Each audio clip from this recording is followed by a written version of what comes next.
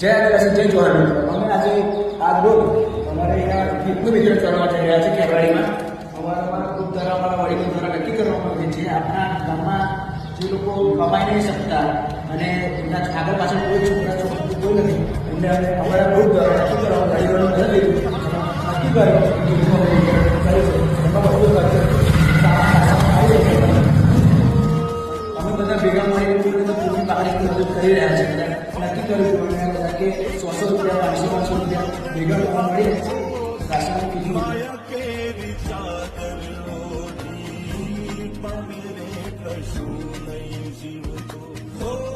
અધીરો ને વ્યાકુળ થઈને પામી